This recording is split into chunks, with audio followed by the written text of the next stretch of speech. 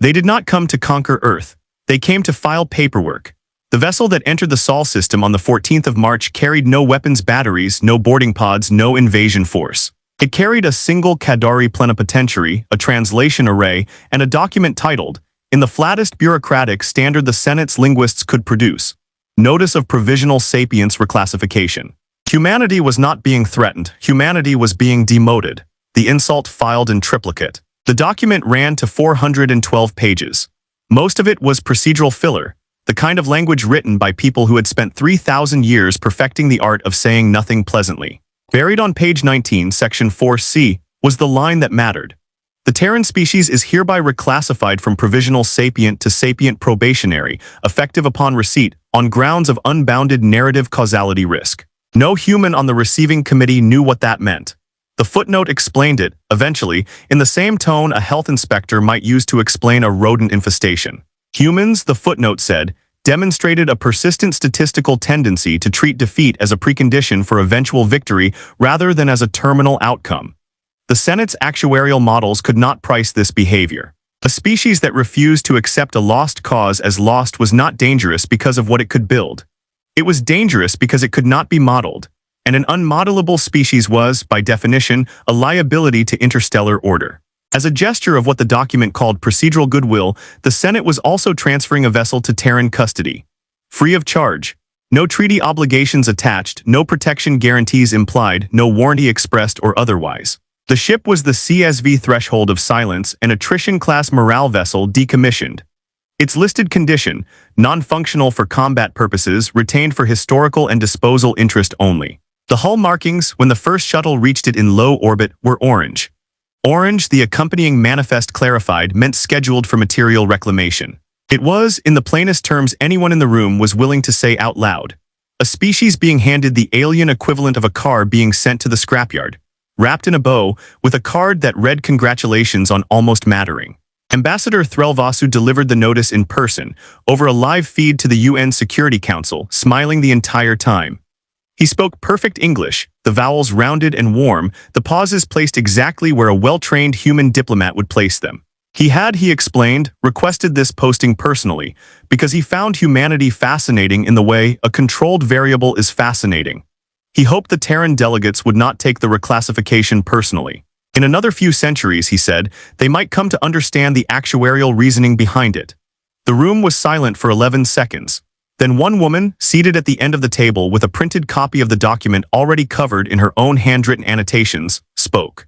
I want to board the ship, said Dr. Amara Osei, the reframe. Dr. Osei was not a diplomat and had never wanted to be one. She was a behavioral cryptanalyst, 31 years into a career built almost entirely on being told she was wrong. Her doctoral thesis, written when most of her cohort had been focused on decoding alien grammar, had argued that diplomatic condescension in First Contact era transmissions was not evidence of contempt but evidence of fear, poorly disguised as contempt, because no species bothers writing 400 pages of careful cruelty about something it does not consider a threat. She had spent 19 years being the only person in every room who believed that. She read the reclassification notice twice before anyone else in the committee had finished once. Then she said the line that would end up, months later, quoted in every after-action report written about the incident. They didn't send us a threat. They sent us a written record of exactly what scares them, translated into a language they think we're too primitive to read between the lines of. Nobody rallied behind her. Nobody needed to. She was not making a speech. She was making an observation, and the observation was correct, and the room went quiet in the specific way rooms go quiet when someone has just said something that cannot be unheard. The discovery loop. The threshold of silence was boarded 9 days later, under a joint UNESA-CNSA authorization that took less time to approve than the catering for the signing ceremony. Dr. Osei led the boarding party. She brought 3 people with her, each chosen for a single specific reason. Dr. Nattari had spent the better part of a decade being quietly excluded from conferences after publishing a paper arguing that certain classes of alien alloy, previously assumed to be structurally inert once decommissioned, retained active molecular reorganization capability for years after power down. The paper had been rejected 4 times before a smaller journal accepted it out of what Nattari always described as pity. He stopped walking 11 meters into the outer hull corridor because his hand, resting against the bulkhead to steady himself, registered a temperature gradient that should not have existed in a ship listed as fully decommissioned. "This isn't dead metal," he said, and then said nothing else for almost a full minute, running his palm along a seam that pulsed faint and slow, like something breathing through a wall 3 meters thick. The molecular lattice was not simply intact. It was actively organized, semi-crystalline at ambient temperature, its structure reoriented in long, deliberate bands that ran the length of the corridor like grain in wood. A ship that had truly been sent for scrap did not maintain internal lattice organization on its own power reserves. Something on board was still, in the most literal sense, alive enough to think about its own shape. He looked up at Osei. "They didn't strip this ship," he said. "They stripped the parts they understood."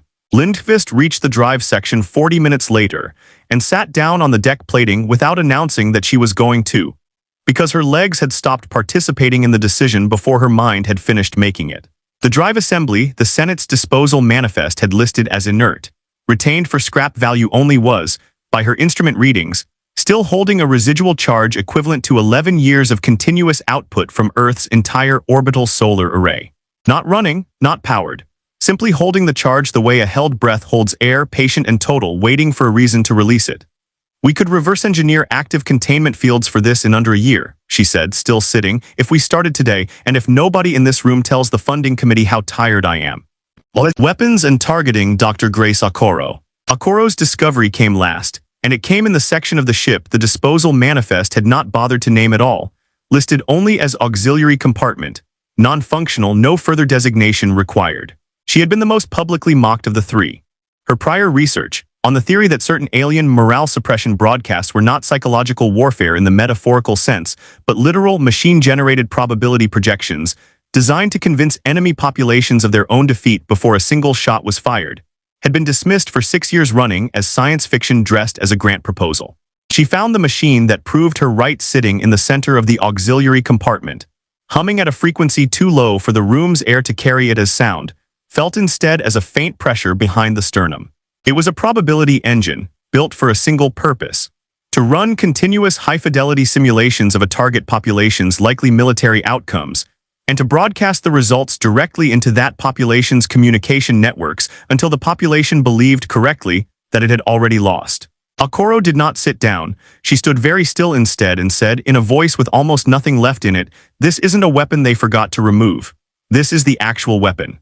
Everything else on this ship was the delivery system for this one room." Nadari's discovery had been a wall.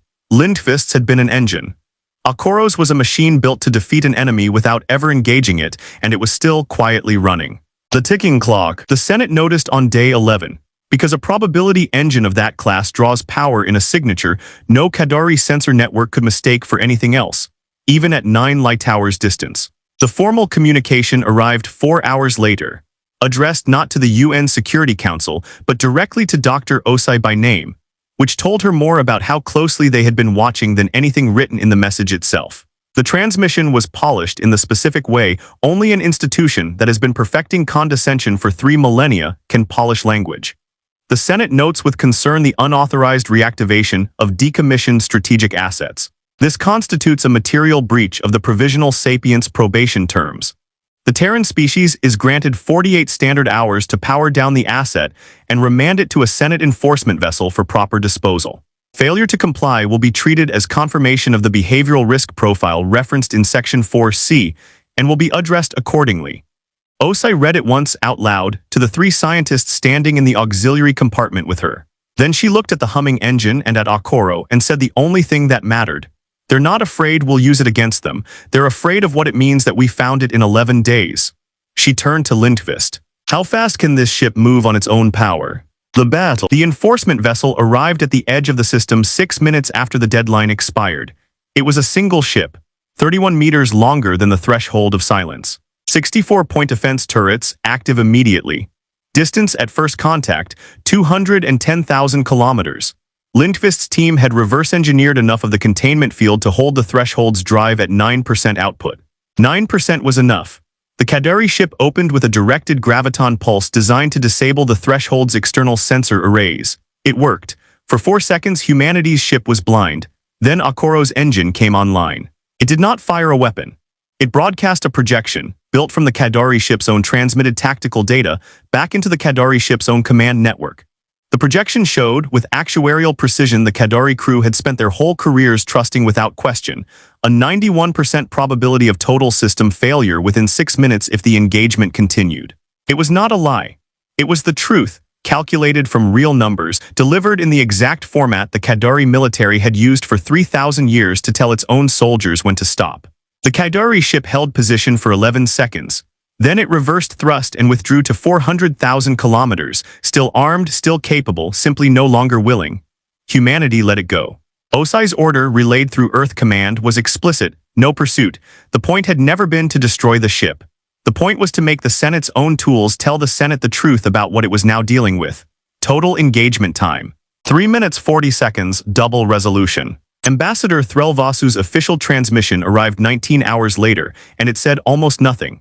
It acknowledged the engagement, cited procedural review timelines, and promised further correspondence. His personal transmission arrived 4 hours after that, unscheduled, unlisted, sent to Dr. Osei's private terminal instead of the Security Council feed. There was a long pause before he spoke, longer than diplomatic training should have allowed. "I want to be clear that this is not an official communication," he said. "I have reviewed the engagement data 11 times because I did not want the first 10 reviews to be correct." Another pause. "We assumed the ship's most sensitive systems would be beyond your reach for at least a decade. That assumption was audacious, and it was mine, and it was wrong.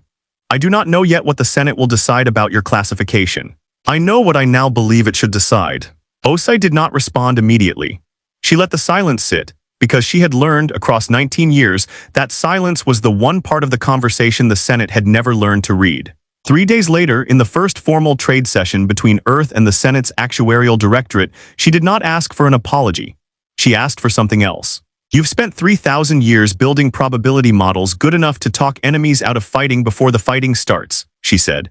"We built ours from your own scrapped hardware in 11 days.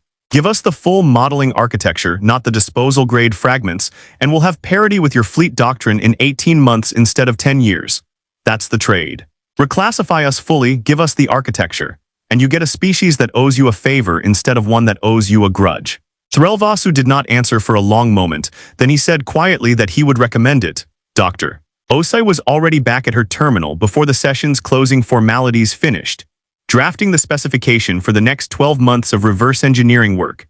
Because the thing the Senate had never understood about humans was not that they refused to accept a lost cause as lost. It was that they had already started planning the next 18 months before the last one was finished being won.